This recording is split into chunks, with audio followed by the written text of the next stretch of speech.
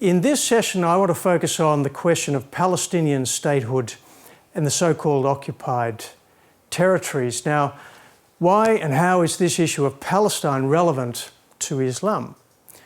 Well, here are some examples. The US Secretary of State, John Kerry, very recently in his attempt to revive the peace talks, was careful to say that in his discussions with all the Arab states throughout the Middle East, there was a consistent emphasis on resolution of the Israel-Palestine conflict as a precondition to solving the development of ISIS and radical Islam in the area. The fact that the Palestine-Israel conflict has not been resolved is seen as provoking tensions within the region. A second example, Palestinian Authority television recently broadcast an interview with Sheikh Kamal Khatib, deputy leader of the Islamic movement in Israel, who outspokenly stated that Jerusalem will be the capital not only of a Palestinian state, but also of a coming Islamic caliphate. In other words, Jerusalem is seen quite clearly, in the eyes of some at any rate, as being critical to the development of Islam throughout the region. A third example, the Organization of Islamic Conference has consistently, since the early 70s, put the question of Palestinian statehood very centrally on its agenda. And it's been pretty much item number one of the 51 member states of the Islamic Conference to see the development of a Palestinian state. Finally, we've seen in recent months, certainly since the Gaza conflict in the summer of the Northern Hemisphere, a great increase in anti-Semitic incidents, demonstrations in which Palestine and Islam have been connected. So now at face value, the two-state solution seems like a perfect resolution of this seemingly intractable conflict. Two states for two people living side by side. So why shouldn't that be the case? Well, I want to argue in this presentation that the international community at this point in time should only recognize Palestine as a state and enforce the creation of that state if this results from a full and final peace agreement between Israel and its neighbors based on mutual recognition, respect, and negotiations. Failing negotiations, a Palestinian state should not be recognized at this point in time. Now, I want to emphasize very much at the outset that a vote against Palestinian statehood is not a vote against the Palestinian people. There is terrible suffering on all sides in this conflict, and we all see that only too well. Just at the very moment, the tensions in Jerusalem only are enormous, and there is a threat, and maybe by the time you see this in just over a week's time, things will have developed even further. But there is a risk and a great threat of a new intifada coming in Israel and the Palestinian territories. We have the Gaza conflict only a couple of months behind us, and we're all too aware of the scenes of suffering and destruction as a result of that conflict. Only in recent days, the tragic deaths of both Arab and Jewish children as a result of acts of aggression, including the terrorist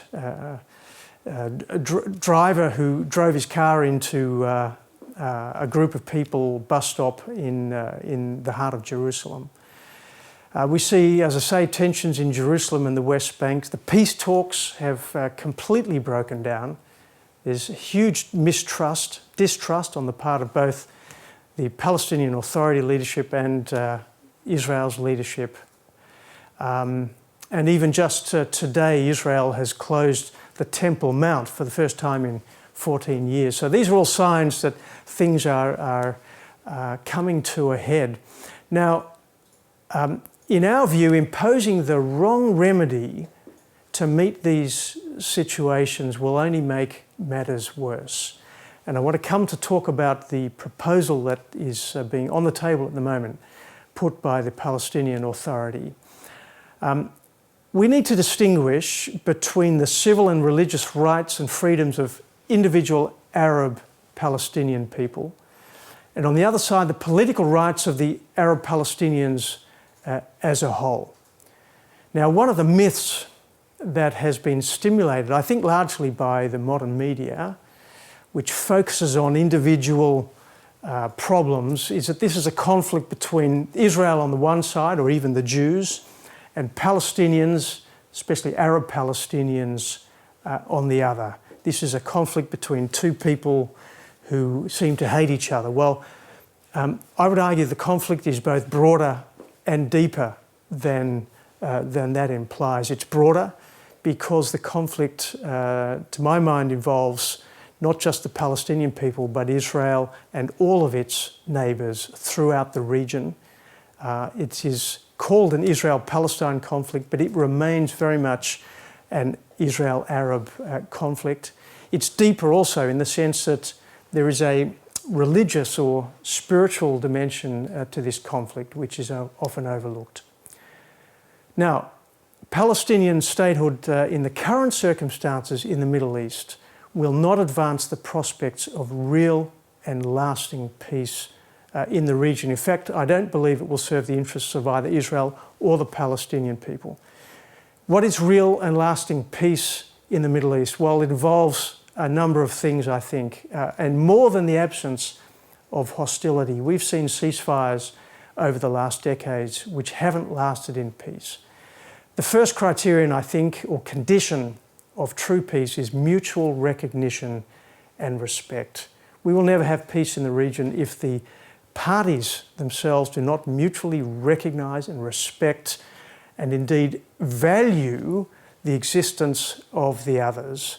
So the acceptance and embracement of the other as valuable and worthy of existence. Thirdly, the protection of secure and defensible borders is an absolute condition sine qua non in this conflict. So none of these conditions is present in the Palestinians' current initiative.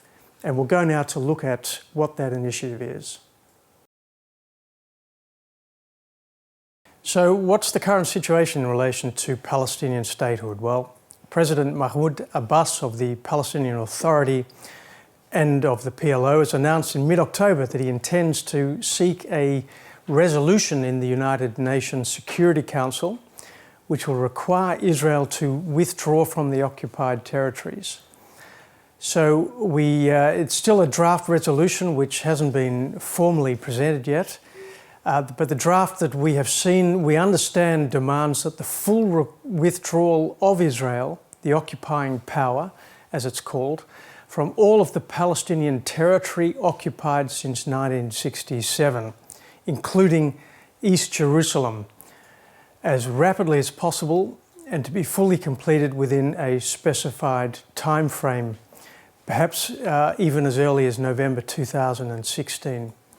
As well as the achievement of the independence and sovereignty of the State of Palestine and the right to determination of the Palestinian people. So this resolution is basically pushing forward and requiring implementation of Palestinian statehood and calling for the United Nations to implement that statehood. Now, already over 130 nations since 1988 have officially recognised Palestine as a state. So what's new? Well, what's new is that this is for the first time the Security Council will be called upon to actually enforce the borders of this Palestinian state and the sovereignty of the Palestinian people over that state. Now, European nations so far have refused to recognise Palestine as a state. We've seen some movement from that in recent weeks. For example, Sweden and the proclamation of the UK Parliament speaking out very much in favour of Palestinian statehood. Nevertheless, there's been a number of states which refuse to recognise Palestine without negotiations. For example, the Nordic Council. And of course, Australia has been very strong in saying that there will be no Palestinian recognition without negotiations. Now, the Palestinians have also made a bid for UN membership That's official membership of the UN, which they're not yet. They are an unofficial non-member of the UN. And this is still on the table of the UN Security Council. In effect, what they're doing now is a kind of backdoor way of achieving UN recognition, because it now, as I say, puts the obligation firmly on the Security Council to enforce and recognise statehood and UN membership. We don't know when this is going to happen, maybe already by the end of this year. It depends very much on the constitution of the Security Council, which will change. Some of the states will go off at the end of 2014, some new ones will come on. The primary mover of this is Jordan, which has been a non-permanent member of the Security Council since the beginning of 2014, remains there until 2015. And Australia is on the Council as a non-permanent member until the end of this year. So if this comes up this year, Australia has the potential to take a lead here in terms of its reaction to the Palestinian proposal. New Zealand comes on in 2015, so they play an important role if this is postponed until early 2015. Now, I think to understand this whole development of Palestinian statehood, we need to look at the broader context in which this is taking place. Let's not forget that we're talking about Israel is a modern miracle of statehood. Since its creation in 1948, it has become a leading world economy. It has become a leader in the area of medicine, biomedicine and technology. It is the home, the world capital of startups, certainly in the IT and technology sectors. It's a leader in the area of security. And of course the IDF and Israel's army and air force are leading in the world and providing much greatly valued security information to particularly the West in relation to developments in the Middle East. So Israel is of course the only true democracy in the Middle East. It is a beacon of democratic values. It's a country which is a Jewish state, but of which 20% are non-Jewish. It protects the rights of its minorities. It's not perfect by any means, and there are a lot of problems even within Israel. But nevertheless, it is a full, vibrant, democratic economy and the only one of its nature in the Middle East, despite the fact that it doesn't have significant oil and gas reserves, at least and not until recently. Now, a second aspect is, of course, Israel's military administration since 1967 in the West Bank. What is known as West Bank, known to the Jewish people as Judea and Samaria. These are the territories which Israel took control of in the 1967 Six-Day War, the West Bank, the Gaza Strip and the Golan Heights, and of course the Sinai, which was later transferred back to Egypt. Now, you know, we're all aware that this ongoing military administration of these territories is not satisfactory. It is not a long-term solution. Nobody wants to see the continuation of a situation in which a people, the Palestinian Arab people, are living effectively in the context of a military regime. Now, the Oslo process started in the early 1990s, created the impetus towards the development of Palestinian autonomy, and the area has been divided, the West Bank area has been divided into three areas. Part of the West Bank is fully controlled by the Palestinian Authority. Part of it is jointly controlled by Israeli and Palestinian authorities, and part of it is fully under the control of Israel still. So it's a real dog's breakfast, if you like, in the West Bank. The Palestinian Authority has control, as I say, over certain areas, but there are, of course, still major problems within the Palestinian territories. We do have an education system still based and proclamating hatred of Israel and the Jewish people, largely financed by Europe and the West. There are problems of corruption, mismanagement of natural resources. And of course, there are allegations that Israel itself is withholding resources. It's a very complex situation. Now, the other complicating factor is the existence of the so-called Palestinian refugee camps. Since 1948, those Arab Palestinians who fled from what has now become Israel ended up in refugee camps which are run by the United Nations Works and Relief Agency, UNRWA. Now, that several hundred thousand has developed now into second, third generation of 4 or 5 million Palestinian Arabs who are effectively stateless. A new generation, as I say, growing up in an education system which is based on, not on harmony, but on division. This is problematic. These are not true refugees under general international law, but are kept in this refugee system by this unique UNRWA system in the hope that one day they will return, which of course is unlikely to happen. Another complex aspect is the whole situation in Gaza, the rise to power of Hamas since Israel withdrew from Gaza in 2005. Now, there has been a slight compromise between Hamas and Fatah and a unity government, but it remains problematic that Hamas is a terrorist organisation and is becoming part of the Palestinian governance system. Hamas, of course, closely linked to the Muslim Brotherhood. Now, we also see the dismal failure of the so-called Arab Spring, which everybody thought was going to lead to democracy in the Middle East, is only leading to the rise of Islamic fundamental jihad. We're seeing now the ISIS in Syria and Iraq, and the persecution of Christians and other minority groups throughout the Middle East.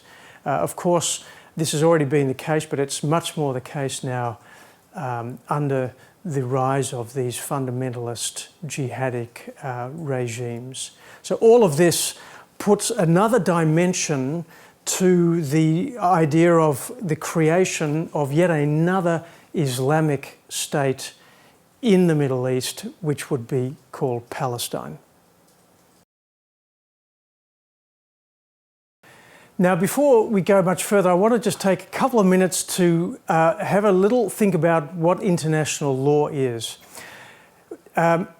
We read and hear consistently statements about Israel being in breach of international law. It is said that Israel is illegally occupying the so-called Palestinian territories. It's said that Israel is illegally building settlements in those territories. All the settlements built since 1967 are illegal. It is said that Israel is breaching international humanitarian law in various different ways. Israel is breaching international human rights law.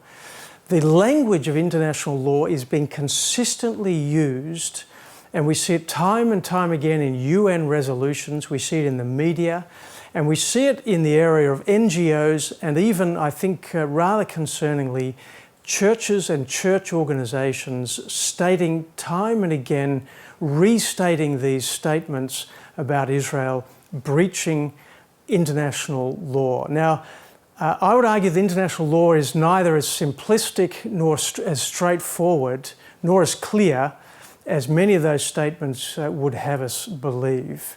The first thing we need to realise is that the UN itself is not a law-making institution. The UN does not make law. Where does international law come from? Well, international law is very different from a national legal system. International law is the law of nations. It is created by nations. And the most important way that nations create law is through treaties. Treaties are binding because they are entered into consensually. Nations consent and agree to undertaking certain obligations upon themselves, and therefore they become bound by them.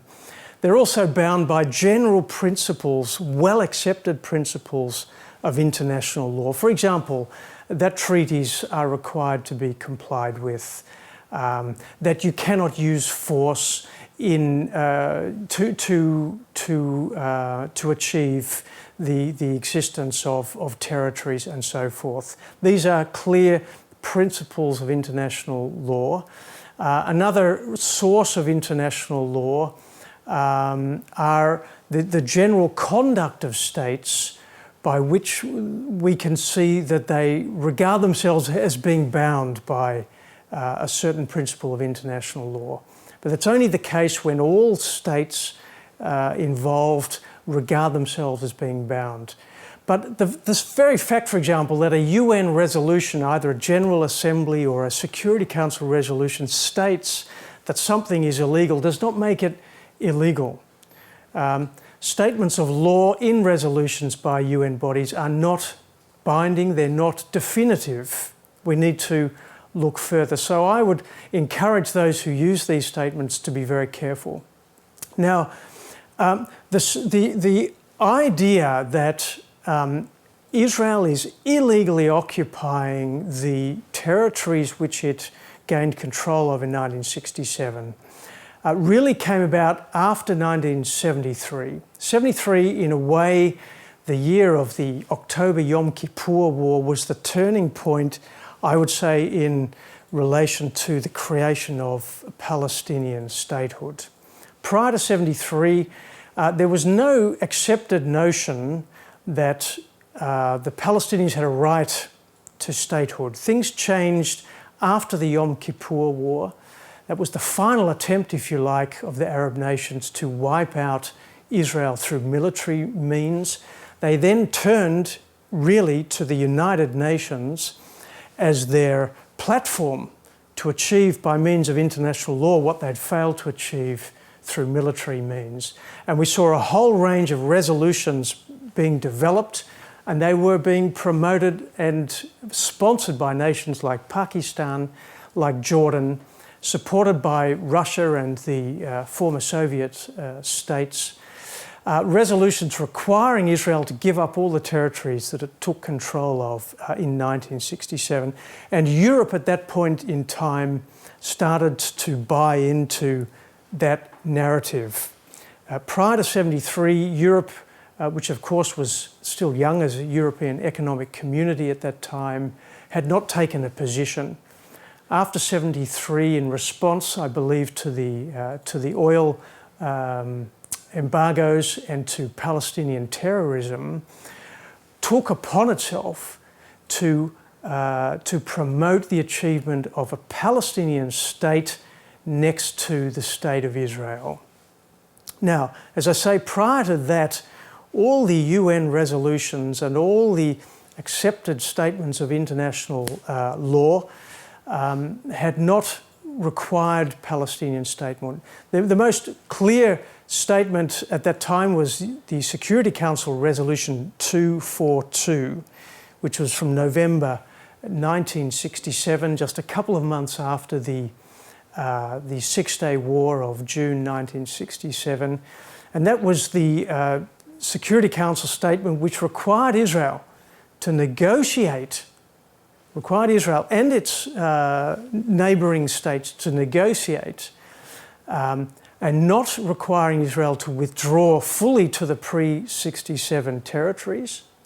It says quite clearly in Resolution 242 that Israel is required to withdraw its forces, some of its forces, from those territories, but not all of its presence and not all of those territories. Now, from the 73, as I say, onwards, essentially we saw the nations giving in to Palestinian terrorism and the Arab oil boycott, and Europe officially adopting the view that the Palestinians have a right to a state based on the so-called 1967 borders, which, as we will see in a moment, are not borders at all. Now, resolutions like these can never override rights and interests which have been previously granted. So a resolution from 1973, for example, 1980, or whenever, can never override rights and interests which were granted to the Jewish people under the Mandate for Palestine as far back as 1922.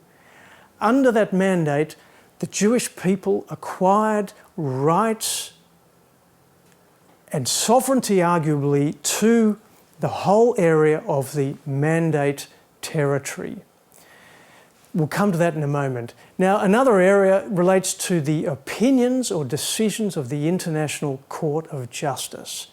It's very often we see quotations taken from the 2004 opinion of the International Court of Justice on the security barrier, in which the Court of Justice said and stated that effectively Israel is illegally occupying those territories. Now, that was an opinion of the Court of Justice. It's not binding, and it's very important to understand that that opinion was very politically biased. It came about as a result of a political process in the United Nations General Assembly, and I believe the Court of Justice allowed itself to be taken to be a part of that political process. There's more to be said on that on another occasion. So I think it's important to understand that international law is rather complicated and in many respects not as clear-cut as many people would have us believe. Now, the next question we need to look at is the status of the territories that are covered by this new Palestinian state. This new Islamic state of Palestine will cover those territories which Israel took control of in the 1967 Six-Day War. We need to understand that this really is the heartland of the Mandate territory of Palestine. Indeed, for the Jewish people, this is the heartland of biblical Israel. This is Judea and Samaria, which is so often called the West Bank territories. Of course, I'm putting to one side Gaza for the moment and the Golan Heights, and focusing very much on the West Bank area. This is the mountainous territory of Israel. And it is this heartland, really, a mountain area of Israel, which is to become a Palestinian Islamic sovereign state if Mahmoud Abbas will have his way. Now, the Palestinian claim proceeds on the assumption that the Palestinian people somehow own or have a right to sovereignty of these territories.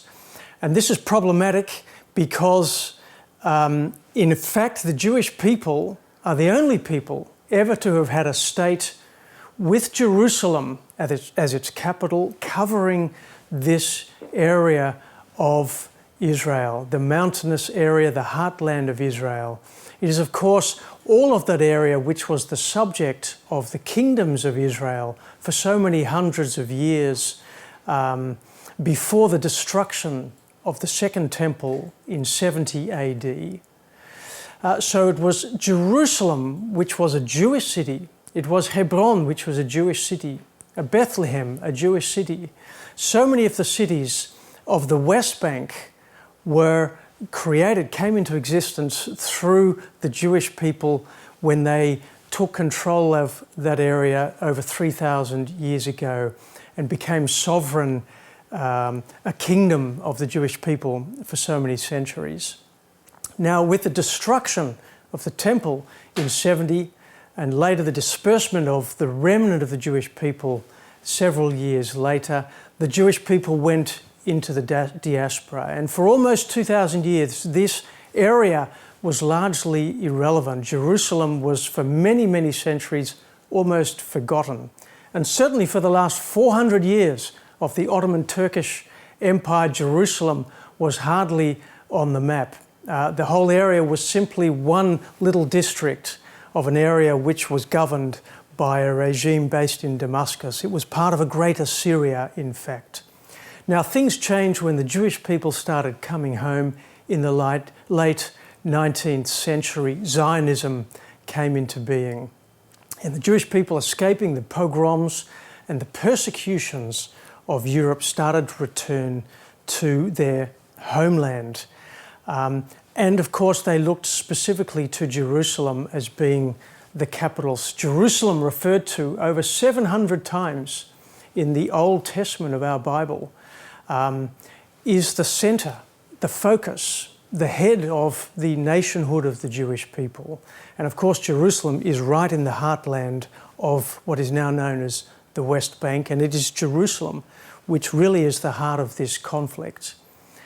Now, when the First World War came to an end and the Paris Peace Conference took place, the mandate systems were created. And very simply, the mandate for Palestine was designed to enable the Jewish people to have their homeland again. It recognised the pre-existing connection of the Jewish people historically and legally with the land, their right to reconstitute their nationhood in Palestine. And Palestine covered all the area west of the Jordan River, as well as the area east of the Jordan River that is now the nation of Jordan, which was separated off already in 1922.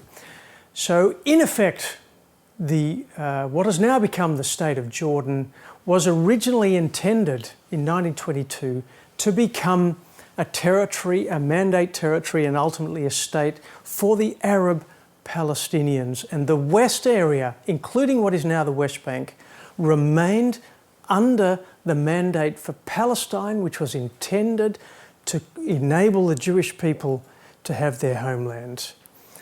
So there is a contradiction, a tension, in fact, a conflict between the claim on the one hand of the Palestinian people to sovereignty or ownership of this area and the pre-existing rights recognised by the League of Nations, the precursor to the United Nations, as early as 1922, that the Jewish people would have this area as their homeland.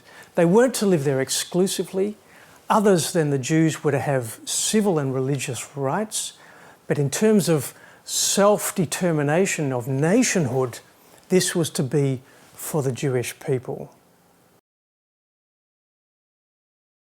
Now, as the mandate for Palestine was coming to an end in 1948, towards the end of that period, the United Nations wrestled with the question of what to do with these territories, realising that there was significant Arab opposition to the creation of a Jewish state in the area of western Palestine, west of the Jordan River.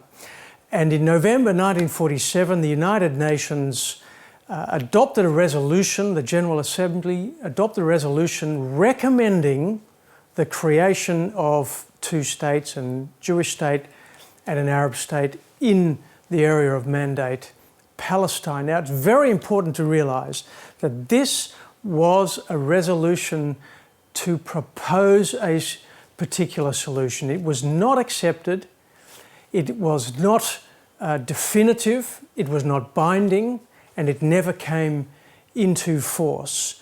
So the State of Israel, which was created less than a year later in May 1948, does not depend either for its legitimacy or for its borders upon that resolution, the partition resolution of November 1947.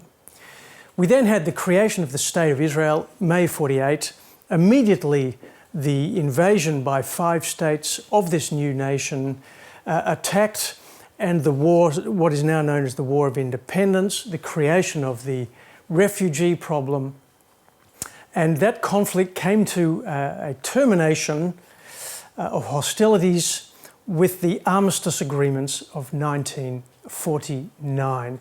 Now the lines of those armistice lines 1949, as contained in armistice agreements between Israel and its enemies at that time, put an end to the conflict, but they did not establish borders. Those lines are now known as the Green Line and are now referred to as the 1967 borders. They are not borders at all. They were never intended to be borders. And in fact, those armistice agreements quite clearly say they do not affect the underlying title or rights or interests in the territories which were concerned. And in fact, the mandate conditions still continued to apply. The rights and interests and title transferred or created under the mandate in right of the Jewish people continued and were protected and preserved by Article 80 of the UN Charter when the UN finally replaced the League of Nations in 1945. So we have this complex situation whereby in 1949 Egypt occupied the Gaza Strip and Jordan took full control over what has now come to be known as the West Bank. And Jordan did so illegally. In fact, it illegally annexed that area. Those territories did not belong to Jordan at that time. In 1967, the Six-Day War, Israel a preemptive strike into Egypt when it knew it was about to be attacked or thought it was about to be attacked by several nations, resulting in the Six-Day War. And in those 6 days, Israel took full control of the West Bank, Golan Heights, Gaza Strip, and even all of the Sinai. That resulted in UN resolution, Security Council Resolution 242, which required the parties to negotiate a settlement of that conflict. Now, those territories which Israel took control of are now known as the occupied territories. And it is said that Israel is illegally occupying those territories. We need to think for a moment about this question of occupation. In a nutshell, the international humanitarian law, the Fourth Geneva Convention concerns the law of occupation. When one state takes control of territory in a conflict situation which belongs to another state and a conflict arises, that state taking control of the territory is considered to be occupying that territory and is required to administer it in such a way that it protects the local population.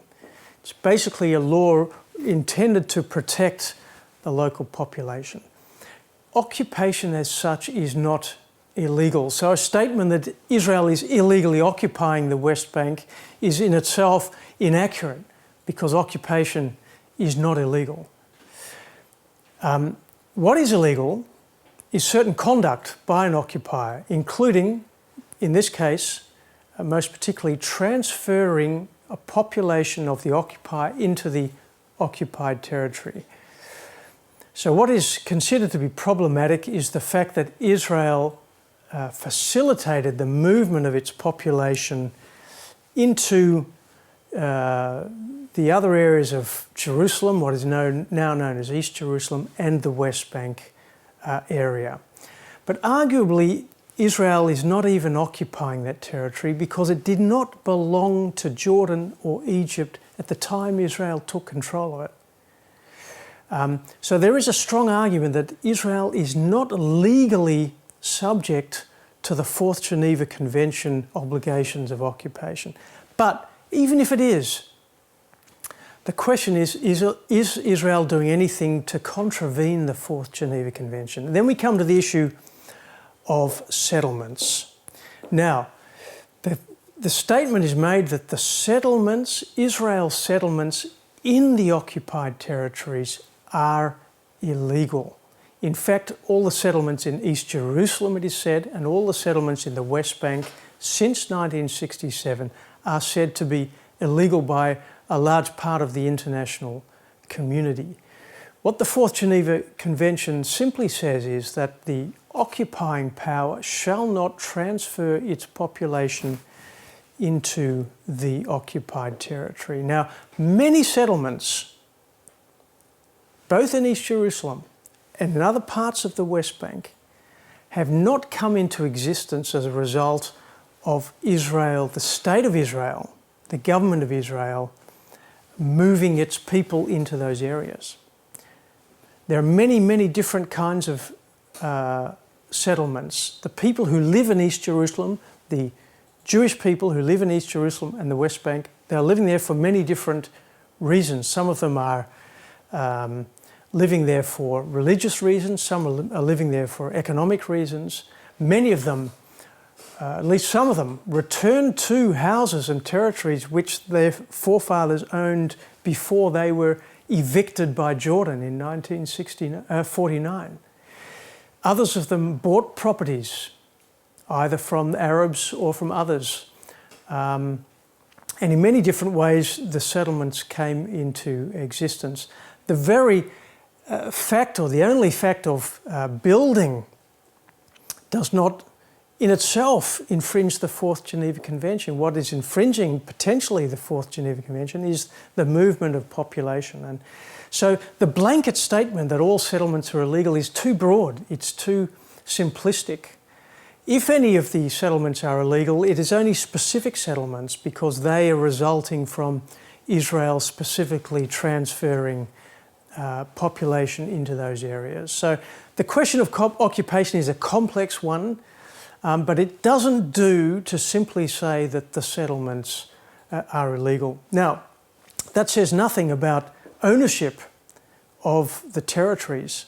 The fact that some settlements may or may not be illegal does not in any way confer any rights or title or sovereignty or interests on the Palestinian people as a whole.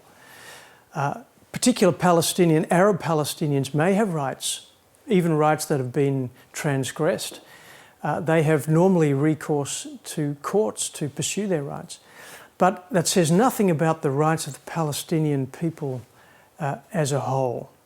So the question of occupation, in a sense, is not determinative of whether or not the Palestinian people should have a state of their own. Now, let me just say a couple of words about the special significance and position of Jerusalem, because I think actually Jerusalem is at the heart of this conflict. Of course, the Palestinians are claiming to have East Jerusalem as the capital of the new state of Palestine.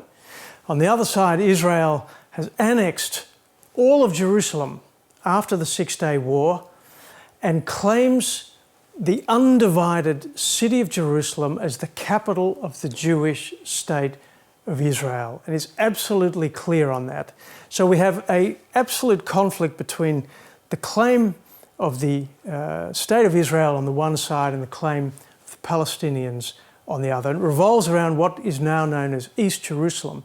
Now, East Jerusalem, when you look at the map, is really the old city of Jerusalem. It is the historical heart of Jerusalem. In fact, prior to 1948, the old city was Jerusalem. What is now become known as West Jerusalem has really developed since the creation of the State of Israel in 1948.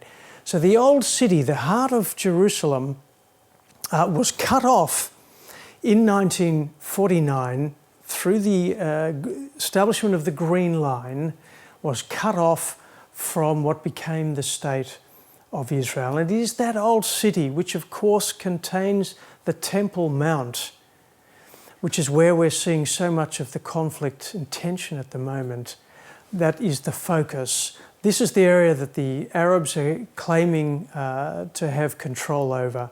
And of course, Israel will refuse consistently to relinquish this, because it is the heart of the Jewish people. It is the place where the temples existed, the first and the second temples.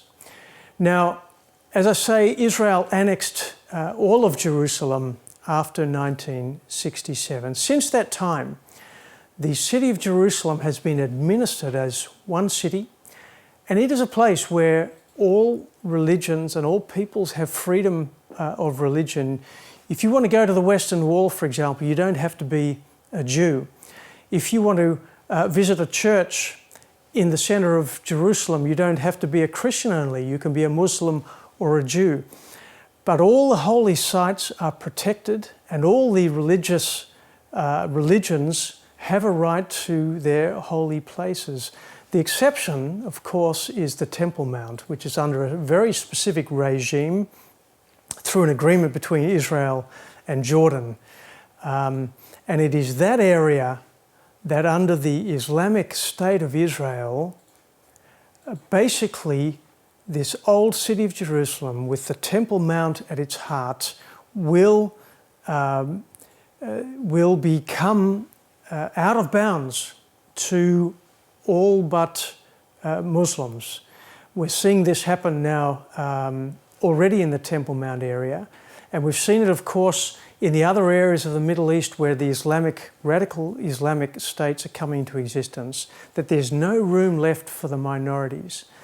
And I would argue that in the years that Israel has administered Jerusalem as a single undivided city since 1967, are the only years that has been demonstrated that all religions and all peoples have freedom to pursue their religion and movement. And I think bringing this under an Islamic regime is going to bring to an end, potentially, freedom of movement, freedom of religion in the heart of Jerusalem, which is, of course, the heart of the Jewish people and, of course, for Christians as well, such an important area. Now, there are three other specific aspects of this initiative which has just been put forward by the Palestinian Authority that we need to look at. The first of them concerns the fact that this is really a unilateral measure. Israel is not a party to this solution. This is a measure which is designed to avoid the fulfillment of negotiations with Israel. As I say, the negotiations have fallen to stagnation. They're not going anywhere. So Abbas is going to the UN to implement Palestinian statehood. Now, there are three reasons why, in fact, the Palestinians are required to negotiate with Israel in order to reach a solution. The first of those reasons is the fact, as we've already seen, that Israel has a claim, a sovereign claim, to the territories which the Palestinians are claiming to be part of their state. In other words, we have an issue of disputed territory that is a subject of competing claims. And it's not acceptable, it's not possible for the international community or for the Palestinians simply to impose the so-called 1967 borders, in fact the 49 armistice lines, as borders and recognise Palestinian sovereignty in these territories, because Israel has a competing prior claim based on the mandate for Palestine. The second reason is that the United Nations Security Council resolutions 242 and 338 specifically require Israel and its neighbours to negotiate. The principle of negotiation is built into and was recognised by the Security Council and the international community in 1967 as being the basis for resolution of the conflict. Negotiation is at the very heart of the Oslo agreements, which came later in 1993. And in fact, Article 31 of the interim agreement, the interim Oslo agreement, requires Israel and its neighbours not to take any action, Israel and the Palestinians not to take any action which will prejudice the outcome of good faith negotiations. So for all of these reasons, the Palestinians are required to negotiate a settlement with Israel. And the fact that they're having problems in negotiation is not a reason to go to the Security Council or the General Assembly. And it's incumbent, indeed, upon both the Security Council and the General Assembly to recognise that obligation to negotiate. Now, the Palestinians are asking the Security Council to recognise Palestine as a state. So the question is Palestine a state? Of course, the Security Council or any state or nation cannot recognise Palestine as a state if it's not a state. Now, when is Palestine a state? There are different approaches. One line of thinking is that Palestine existed already as a state as far back as 1922 when the Mandate came into existence, and the modern state of Israel, created later in 48, was an illegitimate act of secession from that pre-existing predominantly Arab state. That's one line of thinking that is put forward. A second approach is that the Arab state of Palestine has come into existence at some time after the creation of the State of Israel in 1948. Now, the question when a state comes into existence is a rather controversial one under international law. In fact, international law is on this topic not entirely settled. There is some treaty law on it, but even that is not entirely accepted. In any event, the fact that many states recognise a so-called state which has been proclaimed does not mean that that state necessarily exists as a matter of law and fact. So in this case, the fact that 130 nations or more have officially recognised Palestine does not mean in and of itself that Palestine is a state. In order to exist, a state needs to satisfy a number of objective criteria. And one of those core criteria for statehood is that the state must be governed autonomously and independently. There must be a government which is effective and has capacity to govern independently. So the question is, does the Palestinian Authority have the capacity to govern Palestine independently of Israel and other states? Is it a fully effective government? Now, this is simply not the case yet with Palestine. The whole area of the West Bank and the Gaza area is still the subject of the Oslo agreements. The Oslo agreements are still in force, as it were, even though the negotiations have come to a standstill. And the Oslo agreements have divided the West Bank into three areas. And Palestinian power and authority in those areas has been very carefully fragmented. Okay, the PLO retains ultimate power and authority as the sole legitimate representative of the Palestinian people. So Mahmoud Abbas is the president or chairman of the Palestinian Liberation Organization, as well as being president of the Palestinian Authority. The authority, the PA, is extremely limited in its power, which is derived both from the PLO and Israel, pursuant to the terms of the interim agreement. In fact, the PA has no authority outside the terms of that agreement. So the PA is not an effective governing authority of all of the West Bank, not yet, even though that may be the objective in the future. Now, the other issue is that the PLO has lost power in the Gaza Strip since 2007, where Hamas has assumed power. And notwithstanding the fact that there is now some kind of unity government between Hamas and Fatah, from linking Gaza and the West Bank, it's really not possible to argue that either the PLO or the Palestinian Authority have control, effective governing control over the whole of the territory of Palestine, which they claim. So under the interim agreement, Israel still retains control over Area C, which is a large part of the West Bank, and even in areas A and B, those specific areas where the Palestinians have more control, only specific powers have been transferred to the Palestinian institutions. So notwithstanding withdrawal of the military regime and transfer of extensive powers, Israel still retains what is called reversionary powers in areas A and B, the Palestinian areas of the West Bank. And so this initiative of the Palestinians, which is in effect a backdoor method of achieving UN membership, is really failing the first criterion of UN membership, which is the existence of a state. Now, the next issue is that the question of UN membership. Article 4 of the Charter, the UN Charter, says that any member, and in this case Palestine, must satisfy at least each of 4 conditions.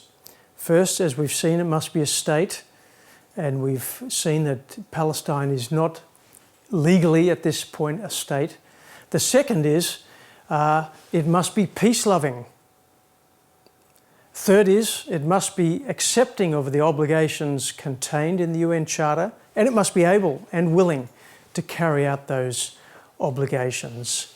Now, on any analysis, the PLO, given its commitment to the destruction of Israel, and certainly in the case of Hamas, the promotion of jihad, the liberation of Palestine, Palestine with Hamas and Fatah and the PLO as it stands, governing it, cannot be regarded as peace-loving. Who could call this nation peace-loving in any real sense? And indeed, it's debatable whether Palestine will be capable of carrying out all of its commitments under the UN Charter. Now, that brings us to the question of the PLO, and I just want to make it very clear that the PLO, the Palestine Liberation Organization, is governed by the Palestinian Charter, 1964, and amended in 1968. Now, despite the commitments of Yasser Arafat in the 1990s to amend the Charter, in effect, those amendments have never been implemented, as far as we are aware, which means that the Charter remains committed to the destruction of the Jewish state of Israel. The Charter calls for the liberation of the whole of Palestine from the Zionist entity. What is Palestine? Palestine is the whole of the territory covered by the Mandate for Palestine. That is, not only Gaza and the West Bank, but also all of current Israel.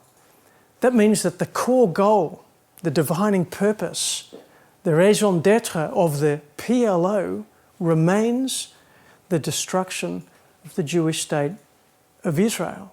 And the Charter justifies any means for achieving that goal. And that explains why the Palestinians, while formally acknowledging the existence of the state of Israel, steadfastly refuse to acknowledge the existence of the Jewish state of Israel, because under the Charter of the Palestinian Liberation Organization, it is simply not possible. Now I come to the last problematic aspect of this latest Palestinian initiative to seek recognition of Palestinian statehood. And that is the fact that it really depends upon removal of the Jewish people from these territories as an integral part of this new statehood. Okay, so what the Palestinians are saying is that not only do they want statehood, but they want removal of all Israeli settlements, which in effect means removal of all Jewish people from those territories. Now, there's something fundamentally objectionable about the fact that the Palestinians make no secret of their intention to evict all Israelis from their new state. It's implicit in the requirement to remove the settlements, but they've also stated it, Abbas has stated it quite clearly, that there's no place for the Jewish people in this new state of Palestine. Now, this amounts to nothing less than ethnic cleansing of the Palestinian territories so-called Palestinian territories of Jews. Let's not forget that these territories are at the heart of really the Jewish biblical heartland of Israel. This new Islamic state would be based on a principle of discrimination. Now that is apartheid. And whatever criticism might be levelled at Israel, and it's often accused itself of being an apartheid state, it does not exclude non-Jews. On the contrary, as we've seen, about 20% of the Israeli population are non-Jews. They enjoy full rights of citizenship in the state.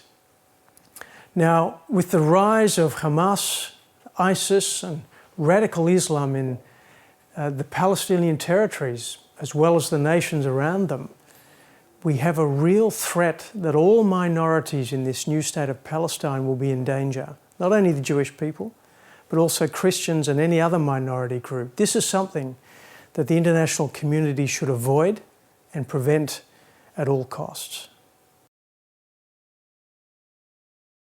So to conclude, we've seen a number of reasons why this initiative of the Palestinians to seek Palestinian statehood should be rejected at this particular point in time, and we've said that this is not something against the Palestinian people as such, but we simply have a conflict between the position taken by the Palestinian leadership and the creation of a new Islamic state on the one hand, and a pre-existing position of Israel, the Jewish people, on the other. And the only way to resolve these conflicting interests is through the process of negotiation. It's a fundamental principle upon which this conflict is going to be resolved if true peace is going to be revealed and achieved. Now, we can even go further, I would say, and say that given Israel's position and its existence really as the only democratic state and the only thriving economy in the region, instead of being a threat to peace, Israel is potentially the motor for true prosperity and peace in the region. Instead of taking steps which threaten the existence of the Jewish state of Israel, the international community should be taking whatever steps are necessary to support, protect, and encourage what is in fact the only truly democratic nation in the Middle East at this time. Israel is the sole bearer in a sea of Islamic nations around it, being overtaken or threatened to be overtaken by radical Islamic elements. Israel is the bearer, the holder of those same Judeo-Christian values upon which Western society is valued, and as such it is our true ally in the region. Thank you.